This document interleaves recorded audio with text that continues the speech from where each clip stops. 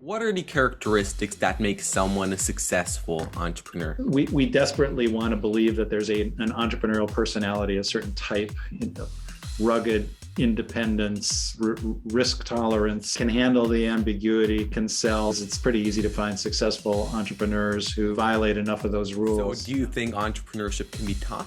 Some assumption that it's just in you, that's baloney. Do you think that people who view the world differently can successfully work together? If you picture Venn diagrams where the circles overlap, maximize the total area covered by the three circles, but have enough overlap between the circles that the founders can still work together and reach decisions together and communicate. That outsourcing work, as opposed to hiring people, increases a startup's odds of survival. How much outsourcing were you doing? Had no statistically significant ability to predict who was doing well and who was doing poorly.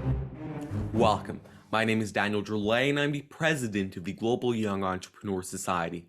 The Global Young Entrepreneur Society is an international organization that supports exceptional young people in achieving entrepreneurial growth. My guest today is Professor Tom Eisenmann of Harvard Business School. Professor Eisenmann is faculty chair of the Harvard Innovation Labs and faculty co-chair of the Harvard Business School Rock Center for Entrepreneurship, the Harvard MS MBA Program, and the Harvard College Technology Innovation Fellows Program. Professor Eisenmann received his doctorate in business administration, BA, and MBA from Harvard University. Prior to entering the HBS Doctoral Program, Professor Eisenmann spent 11 years as a management consultant at McKinsey Company, where he was co-head of the media and entertainment practice. He currently serves as the director on the board of Harvard Business Publishing. Over the past 24 years at Harvard Business School, Professor Eisenmann has helped launch thousands of startups. An astonishing 13 of these have reached valuations of over $1 billion. His latest book is entitled The Fail-Safe Startup. I'm pleased to welcome Professor Tom Eisenmann. Thank you, Daniel. Thank you very much. If your listeners are in the United States, the same book has a different title called Why Startups Fail. So Fail-Safe Startup is the Commonwealth title. Canada, actually, I think Canada may get Why Startups Fail too. It's a little confusing. But UK, Australia, et cetera, India, et cetera, Fail-Safe Startup. It speaks volumes about the difference between European sensibility and a US sensibility. It's great to have you on. How did you become interested in startup failure? About 10 years ago, the MBAs at Harvard Business School in the first year of the MBA program have a required course on entrepreneurship. And 10 years ago, I was the lead instructor for a team of 8 professors who taught that course. And we always get feedback from the students at the end. And we were hearing year after year about this course. Look, you tell us that 2/3 of startups fail, depending on how you define a startup and when you start the clock running. It could be as high as 90%. But then all of the cases that you taught us, we teach by the case method at Harvard Business School, all of the cases were these brilliant successes. And surely there must be something, if entrepreneurship is so much about failure, there must be something to learn from failure and how to avoid it. And I took that seriously and then set off to study some failed startups. And one of them was a company I knew very well, a venture started by a couple of my former students. I actually was an investor, had a lot of confidence in them, thought they had a great idea, thought they were a great team. And nevertheless, they failed. So, and I could point to many things that went wrong, but I couldn't really pinpoint the cause. So that only strengthened my resolve to really get to the bottom of why startups fail and what entrepreneurs can do about it. How do you define startup failure? Academics love to define things, so I'll be a professor for a minute here. In the research, the book. The specific definition is early investors did not or never will make money. And That's one definition. Certainly, if people give you money, they expect you to make more money, and if you don't do that, then you're a failure, at least of some type. If you go to the dictionary and look at the definition of failure, it's a shortfall from expectations, which begs the questions for entrepreneurs: whose expectations? Is it the entrepreneur's goals? Is it society's? Is it the investors? Is it customers? And what expectations? And so you can tease this one apart a lot. The definition I just gave you, investors didn't make money. We can find a lot of startups that we all wish would disappear. They're making the planet a worse place, exacerbating income inequality, coarsening democracy, polluting the environment. And yet they're financially very successful. So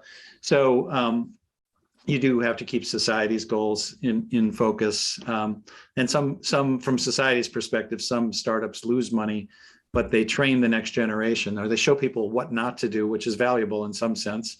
And they send off legions of workers who've learned how to do things, and they can go on and add value in other ways. You might ask, why not the founder's goals? If they set out to build a great product or change the world in some way, and they're financially not successful, but they meet their other personal objectives, can you really define them as a failure? And the answer to that is, well, when you get about 5 years in, only actually a minority fraction, about 40% of startups are still run by the founder.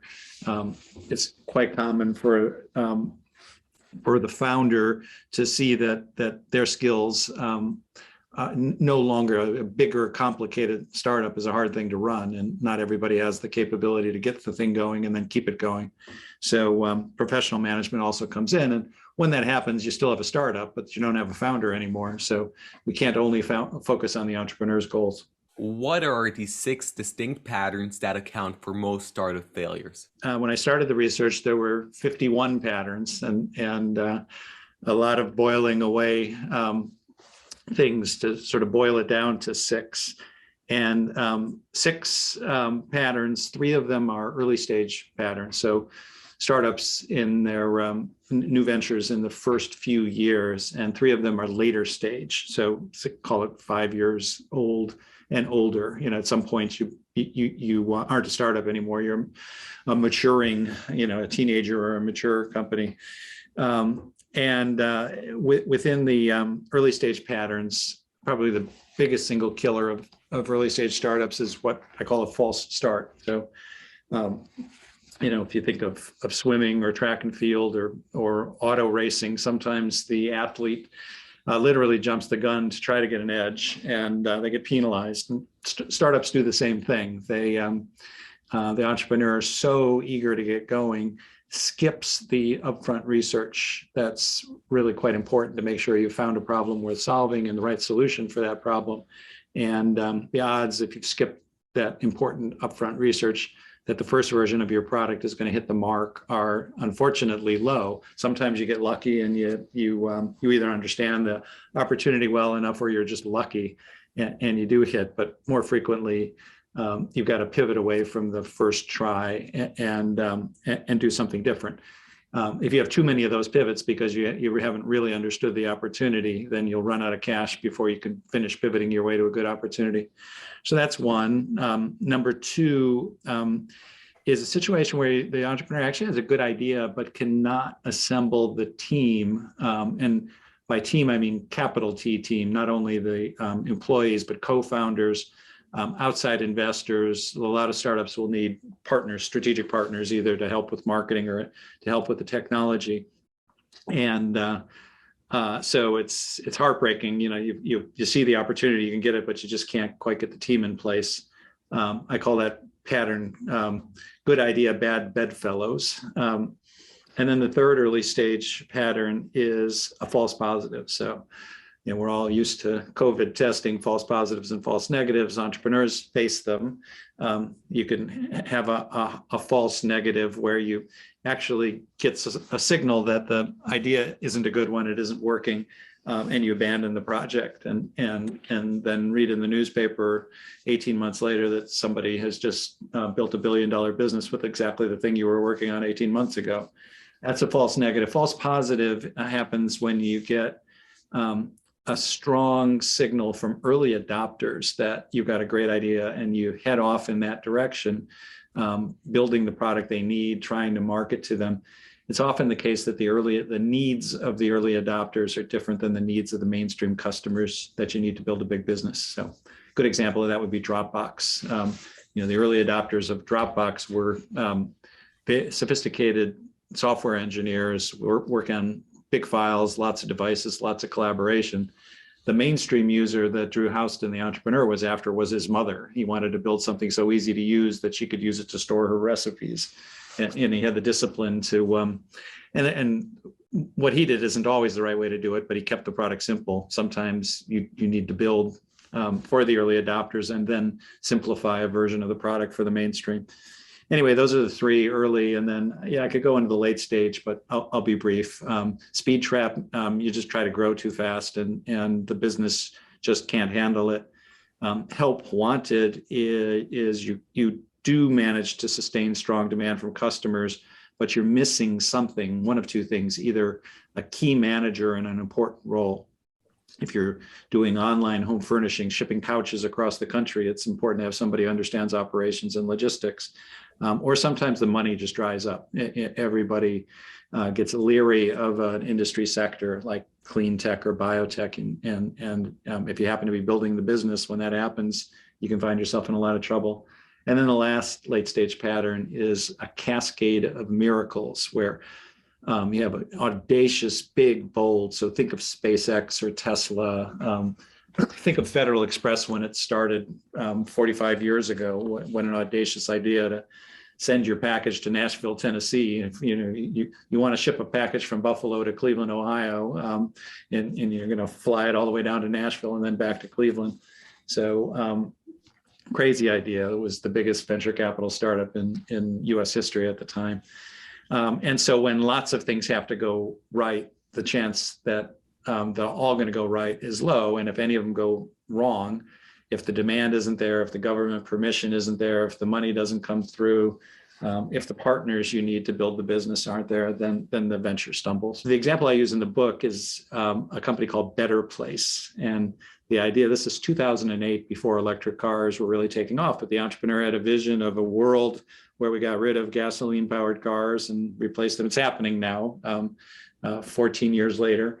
But to make it happen, you need charge spots all over the place. And his vision was to blanket the world with charge spots and with battery swapping stations. So Tesla actually built this technology into one of their early sedans, where a robot could pop a depleted battery out and put a new one in 5 minutes. And so Better Place was all about that, raised $900 million and deployed in Israel and Denmark, but lost it all. It was just too early. And, so the cascade of miracles you needed there was people had to adopt electric cars. They had to see swappable batteries as the solution to range anxiety, which is, at that point, cars could only go about 150 kilometers before the battery was depleted. You needed to persuade all the big auto companies to design their cars with swappable batteries. And that's a huge undertaking to persuade Volvo and Toyota and Honda and Ford to redesign or design their next generation of vehicles that way. And you needed government subsidies for electric vehicles, and you needed permission to place the charge spots all over the place, and you needed billions of dollars. So he got about half of those things, but he ended up missing the other half and lost $900 million. At the end of the book, you wrote a letter addressed to first-time founders. What is your advice for first-time founders? The advice to the first-time founder is that they're going to get a lot of advice. There's no shortage of people with strong views on what it takes to be a great entrepreneur. And on the surface, most of that advice makes sense. Stay focused, grow, just do it. Sort of like a big Nike ad. Be passionate. some be persistent. Some of those, I mean, there's validity to all of them, but taken to the extreme, a lot of them can get an entrepreneur into trouble. So persistence can turn into stubbornness when the universe is telling you your idea isn't working and it's time to pivot to a new idea or a better idea. If you keep going at it, sort of banging your head against the wall, you're going to fail. Growing only makes sense when you've actually fine-tuned the model to the point where you can grow profitably. And a lot of entrepreneurs, this is the speed trap pattern, make the mistake of trying too hard to grow too fast before they've really got a product that meets the needs of the market in a way that's eventually will be profitable. Be passionate. The passion, again, can blind you to whether your idea is really working, and everybody sees what they want to see.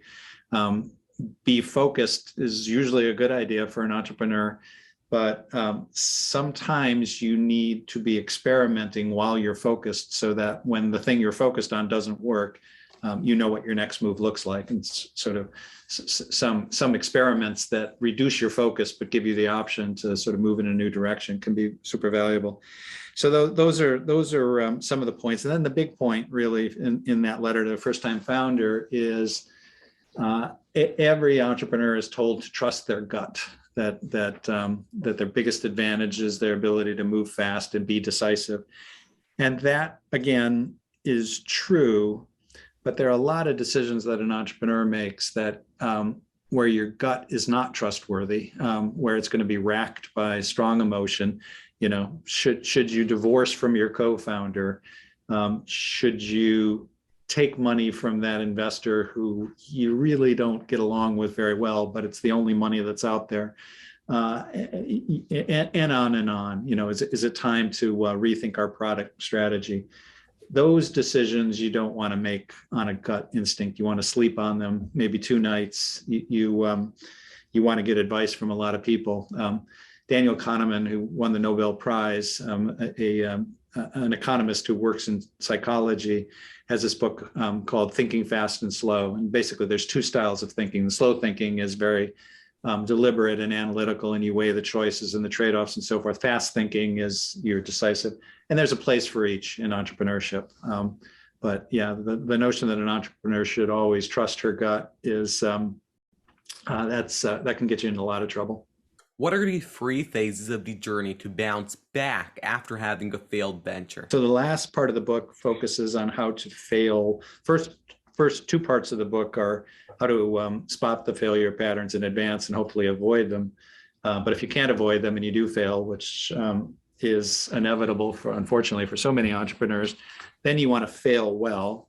And failing well means a couple of things.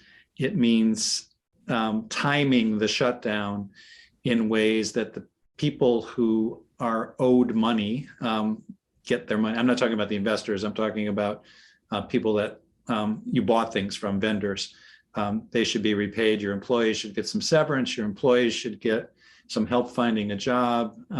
You obviously need to pay your taxes. It's illegal not to.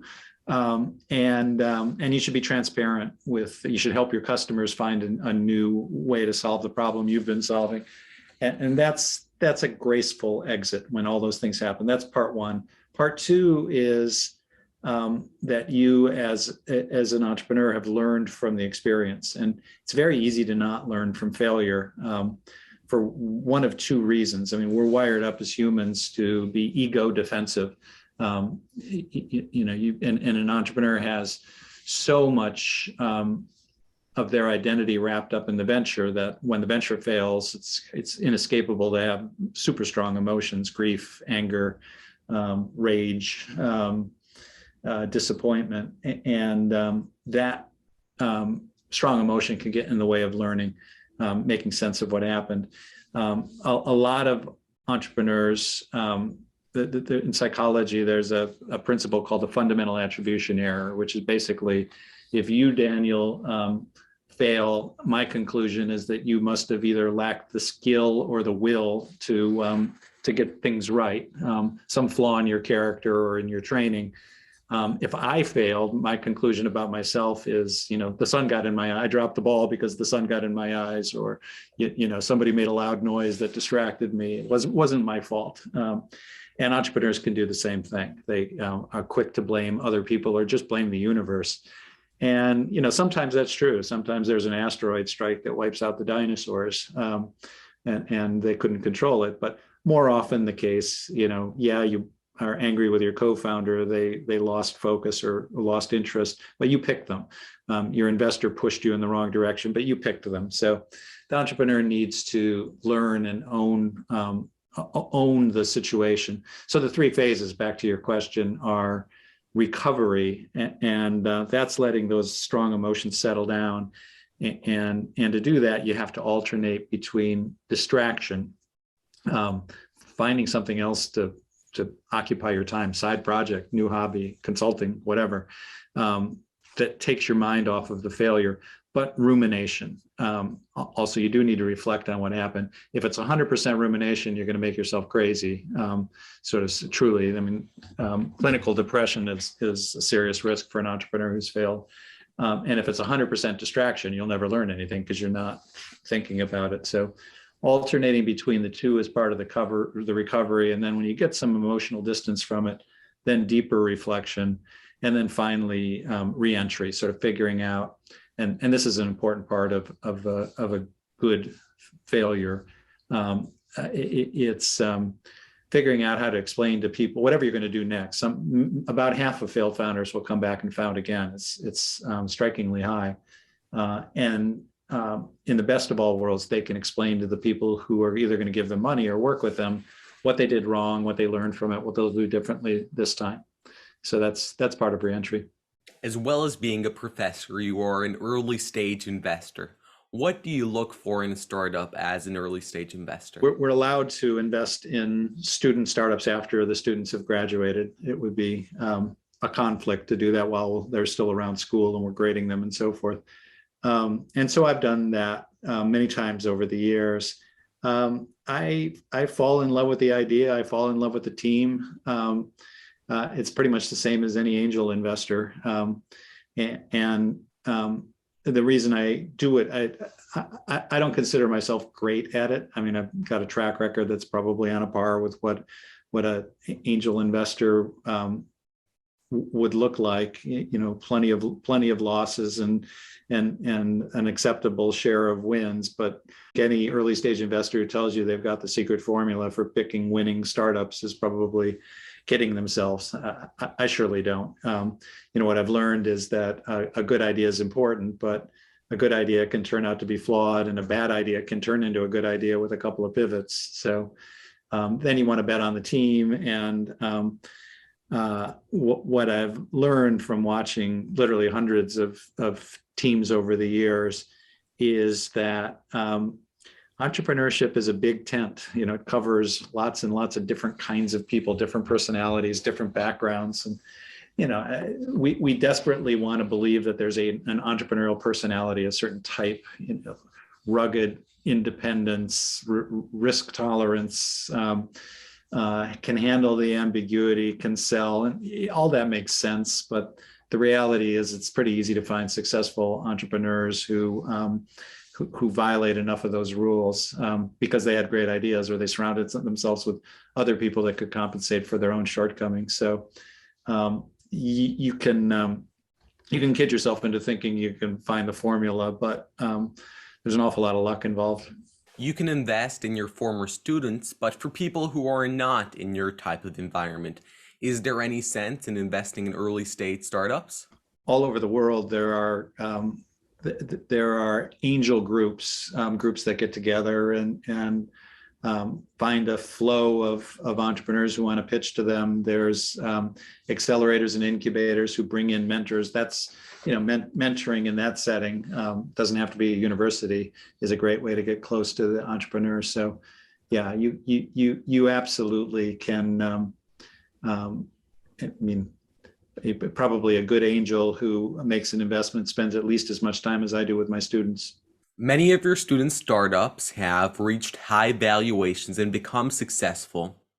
What are the characteristics that make someone a successful entrepreneur? I come back to what I said a minute ago, which is big tent, room for lots of very different types of people.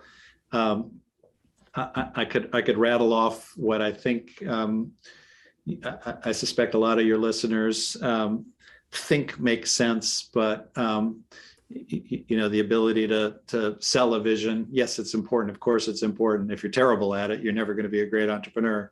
The tolerance for ambiguity, the ability to balance, to simultaneously be determined and persistent, but yet intellectually and emotionally flexible enough to sort of see when something isn't working and change. It's a very hard thing to do.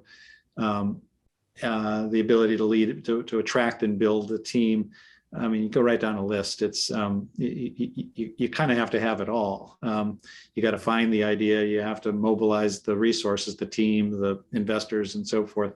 So able to leap small buildings and tall buildings in a single bound is pretty much the job description.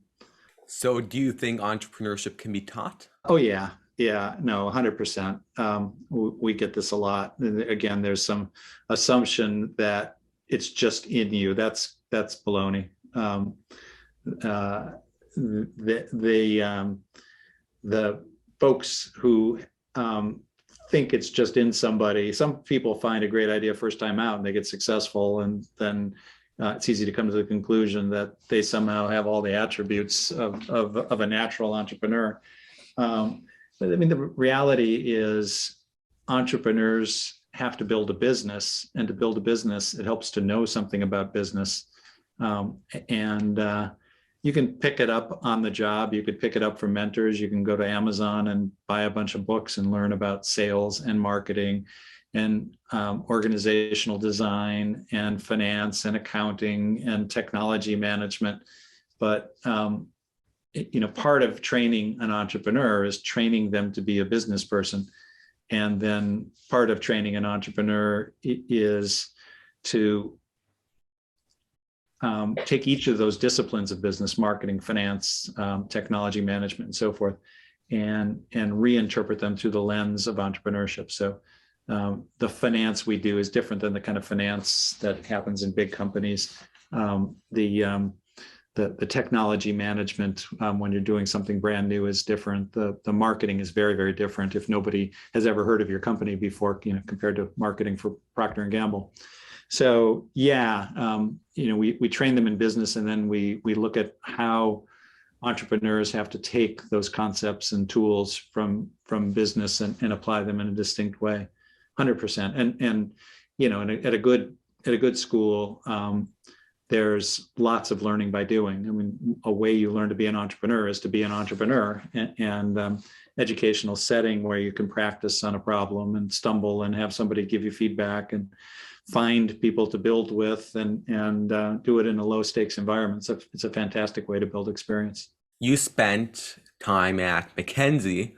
For someone wanting to become an entrepreneur, would you advise them to go into consulting? Would you advise them to go work for a startup, or would you advise them to get a business degree? I think a business degree is a good thing. The other reality is the concepts we teach. Somebody who's disciplined can probably teach them, take an online course or read books and pick up the concepts on the side. The problem is an entrepreneur is going to get busy working 60, 70, 80 hours a week. And, it's hard to come home when you're fried and pick up a marketing textbook. So, I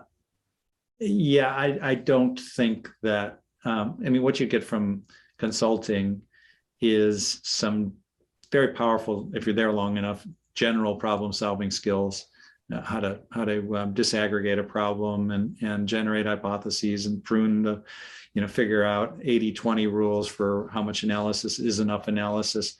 And those skills are actually fairly useful for an entrepreneur, but I wouldn't spend 4 years at McKinsey in order to get that. You also get some polish. You learn how to interview people, you learn how to deliver recommendations, and that's valuable too, but there are other ways to get those skills. So I would say what you don't get at a consulting firm is you won't find the idea that you want to work on, and that's super important for any entrepreneur. You also won't find the team, because basically in any consulting firm, it's going to be the people that are going to be carbon copies of you, that's what an entrepreneur needs is diversity on the team, people who think differently, people who bring different functional skills, and if you can't find the team and you can't find the idea, you're probably in the wrong place if you really want to be an entrepreneur. They say if you're a technology company, you should have a technical founder and a business founder. Do you think that people who view the world differently or think differently can successfully work together? One of my favorite teams I've ever worked with is the team at Cloudflare. They were students of mine in 2008, 2009, and they build plumbing for the internet infrastructure. And I haven't looked at their market cap lately, but it's been as high as 30 or 40 billion dollars at times. So super successful company, public company now.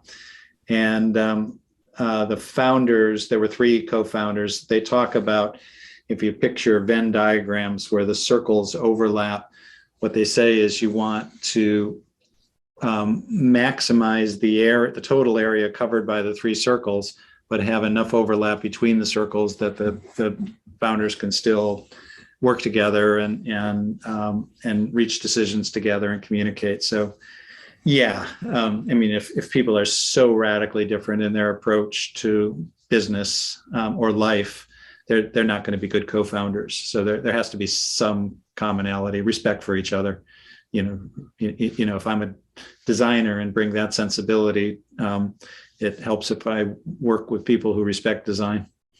And if you're the technologist as a designer, I need to respect what you do. It is becoming more and more common for startups to outsource increasing amounts of work to freelancers. Do you think that outsourcing work, as opposed to hiring people, increases a startup's odds of survival? The reality is the definition of a startup is somebody doing something new without all the resources they need to do it. And the very definition of entrepreneurship is resource constrained, certainly in the early years, unless you're lucky enough to have tens of millions of dollars of venture capital showered on you. For the book, I actually surveyed hundreds of early stage founders and sorted them into founders that were trending toward success and either had failed or were trending toward failure, and then asked them lots and lots and lots of questions about how they were running the place and who they were and what their team looked like and how did they approach marketing. One of the questions I asked is, how much outsourcing were you doing? And the answer to that question had no statistically significant ability to predict who was doing well and who was doing poorly. So, I think it's a sensible thing, but so you can save. In a lot of instances, bringing the function in-house is more expensive. At least in the near term, as you're sort of building capability and so forth. Imagine if the thing you're outsourcing is a factory, right? Other people have factories and you want something made, and you can either build your own factory, which costs a boatload of capital, or you can outsource it. And eventually, if you build your own factory and you can run it to full capacity, maybe you can get your costs down lower than they would be if you outsourced. But do you have $15 million to build the factory upfront as an entrepreneur? No. So you're going to do a lot of outsourcing. You got to be careful with outsourcing mission critical activities. There's some things that every venture just has to be really, really good at. And if you rely on other people to do those things, it's not always true that they will do them as well as you need them done, or they'll customize them in ways you need them customized. So there's arguments on both sides. You need confidence in your startup to be able to sell your startup, but overconfidence can lead to delusion. How do you balance that? Balance it. Exactly. Your question is the answer. You need both. You need to be able to persuade everybody to come on board when you're just getting started. All you've got is a dream, a vision. And the entrepreneur has to sell employees, has to sell investors, has to sell customers that they can build something from nothing. And all of these parties should lend their time or commit their money. And that takes confidence, and it takes what with Steve Jobs was called the reality distortion field. Taken to the extreme, though, if you turn it on so strong that you can't see that it isn't working, or if you invest so much ego in selling the vision that when you have to change the vision, it feels like you're backtracking on promises and commitments you made. People are reluctant to do that, so they'll double down on the original vision. That's the danger of overconfidence, that you become, it's hubris. It's Icarus flying a little close to the sun with his wax wings. How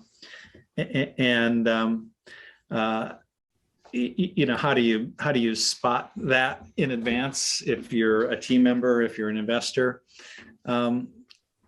see what the person's done before, talk to people who've worked with them, see if they've gotten into trouble from being hubristic, if that's a word, too much hubris, and pushing them on their vision and seeing if they listen. If you get basically a sense that they're not listening at all, or they're so defensive, that's a really bad sign. I mean, you want people who are going to push back and have clear responses, but if you've got a legitimate point and you think they're not even hearing you, then stay away.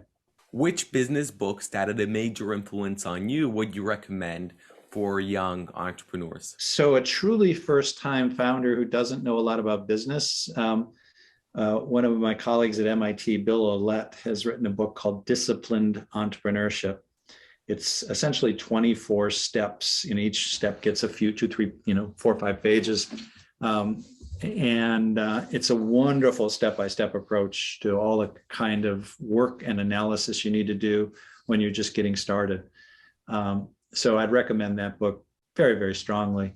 The Lean Startup by Eric Ries it really is a seminal work explaining an approach to entrepreneurship where you articulate assumptions like a scientist articulates hypotheses, and then you run tests, experiments in a rigorous way, is really just fundamentally, along with work by Steve Blank, another entrepreneur turned educator. The two of them, the Lean Startup movement has really had a huge influence on lots of entrepreneurs, and certainly on the way I teach entrepreneurship. And then the last book, I would say that, actually 2 more. There's a book that I think is not read nearly as often these days as it should be, written in the early 1990s, called Crossing the Chasm. And it's the Bible for how you market new technology products, and introduce the concept of the chasm. Is that a lot of new products depend on early adopters, evangelists, visionaries who can sort of see how this thing you've got really help them do something better. Your thing is still built out of shoestring and bubble gum, so they're going to have to figure out how to deal with that, and the fact that you can't service it properly. You need these early adopters to get going. You also need to build a big business, the mainstream customer, whose needs and approach to business can be very different. They want a proven product. They want a lot of references from trustworthy people. They want your ability to service the thing, handhold, and so forth. And it's often the case that the mainstream customers will look at the visionaries and think that they're crazy. You're crazy for taking that kind of risk on this thing. So the fact that you're telling me this is going to work is worthless to me, and it's not going to give me the confidence to sign up. So it's often the case that entrepreneurs will get some momentum with the early adopters, the visionaries, and then stall because they can't move into the mainstream. And so the Crossing the Chasm elaborates that idea and then talks about ways to sort of move into the mainstream. Big, important book. The last one is The Hard Thing About Hard Things by Ben Horowitz, which for an entrepreneur who's smart enough or lucky enough to get to the scaling stage or building a bigger business, gets into some of the realities of how you build an organization and keep a culture strong and keep people innovative and motivated. Thank you for those recommendations. We had Jeffrey Moore on 2 interviews ago. Fantastic. Yeah, he's written a lot more books. In the book, you talk about how oftentimes techie founders will read a lean startup and then jump into product development before doing market research. I actually think the rhetoric of the lean startup movement contributes to this problem. This is the false start again. And the central idea of the lean startup movement is the minimum viable product. And people think that building a simple version of the product and launching it is the way to go. And they should do that as fast as they can. And there is a lot of value to that. But Steve Blank, who's as I mentioned, the other guru who developed these ideas, talks about an earlier phase of customer discovery, where you before you design and build the product, you're speaking to lots of customers, potential customers, about unmet needs to really figure out if you found a problem worth solving. And then, like a good designer, a user experience designer, there's a phase of testing multiple ideas before you commit to one. So the minimum viable product's actually the last step in a series of steps you need to do as an entrepreneur when you're just getting started. And too many entrepreneurs skip right to building. Engineers do this because they love to build, right? That's so much of their identity. Every entrepreneur wants to do it because the rhetoric of lean startup is just do it, fail fast, even non-technical founders fall victim because they hear correctly that to build a great business, you need a great product. To get a great product, you need a great engineering team. And a lot of the non-technical founders I teach in business school are great at networking, so they know how to go out and find engineers and persuade them to come on board. Once the engineers are on board, they're expensive, so to keep them busy, you need to give them something to build. And if you haven't done the upfront work, then you start building too fast. So it all adds up to premature product development, and sometimes it works, but too frequently that first version misses the mark, and you may have wasted 4 months on a flawed first version of the product in order to save 4 weeks of upfront design and research work. And it's a bad trade, especially if you've only got 12 months worth of capital on hand. Now you've significantly increased the chance you're going to fail because you wasted the first third of your capital. We have come to the end of today's discussion, which was filled with great insights. On behalf of the Global Young Entrepreneur Society, Professor Tom Eisenmann, thank you very much for speaking with me today. Thank you, Daniel.